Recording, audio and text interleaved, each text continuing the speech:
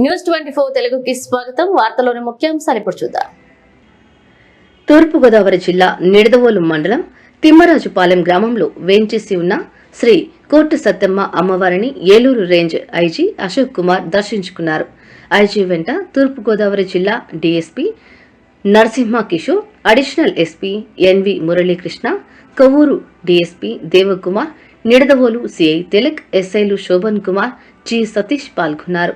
ఆలయ సిబ్బంది వారికి పూర్ణ కుంభంతో స్వాగతం పలికి వేద మంత్రాలతో ఆశీర్వచనాలు అందించారు.